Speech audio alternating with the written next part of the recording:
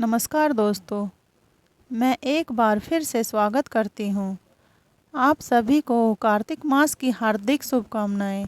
चलिए सुनते हैं कार्तिक मास की पहली कहानी। किसी गांव में एक बूढ़ी औरत रहा करती थी। वह कार्तिक का व्रत रखा करती। उसके व्रत खोलने के समय भगवान कृष्ण आते और एक कटोरा खिचड़ी का रखकर चले जाते। उस बूढ़ी औरत के पड़ोस में एक और औरत रहती थी। वह हर रोज़ यह देखकर ईर्ष्या करती कि इसका कोई नहीं है, फिर भी इसे खाने के लिए खिचड़ी मिल ही जाती है। एक दिन कार्तिक महीने का स्नान करने के लिए वह बूढ़ी औरत गंगा में गई। पीछे से भगवान कृष्ण आए और उसका खिचड़ी का कटोरा रखकर चले गए।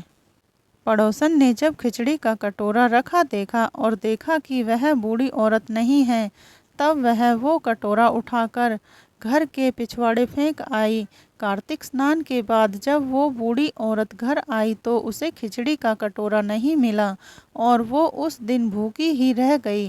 बार बार एक ही बात कहती गई, कहाँ गई मेरी खिचड़ी और कहाँ गया मेरा खिचड़ी का कटोरा। दूसरी ओर पड़ोसन ने जहाँ खिचड़ी गिराई थी वहाँ एक पौधा उग गया जिसमें 2 फूल खिल गए। एक बार राजा उस ओर से निकला तो उसकी नज़र उन 2 फूलों पर पड़ी और वह उन्हें तोड़कर अपने महल ले आया। महल लाने पर उसने रानी को वह फूल दिए जिन्हें सूंघने पर रानी गर्भवती हो गई। कुछ समय बाद रानी ने 2 पुत्रों को जन्म दिया। वे दोनों जब बड़े हो गए तब वह किसी से नहीं बोलते थे, लेकिन जब वह दोनों शिकार पर गए तब रास्ते में उन्हें वही बूढ़ी औरत मिली जो अब भी यही कहती कि कहाँ गई मेरी खिचड़ी और कहाँ गया मेरी खिचड़ी का कटोरा।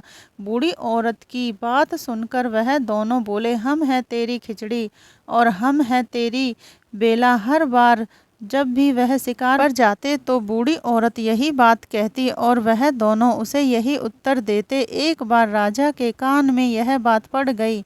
उसे बड़ा आश्चर्य हुआ कि ये दोनों लड़के किसी से नहीं बोलते, तब ये बूढ़ी औरत से कैसे बात करते हैं। राजा ने उस बूढ़ी औरत को राजमहल बुलवाया और कहा कि हम में से तो यह दोनों किसी से नहीं बोलते, पर यह तुमसे कैसे बोलते हैं। बूढ़ी औरत ने कहा, महाराज मुझे नहीं पता यह मुझसे कैसे बोल लेते हैं। मैं तो कार्तिक का व्रत किया करती थी और कृष्ण भगवान मुझे खिचड़ी की बेला भर कर दे जाते थे।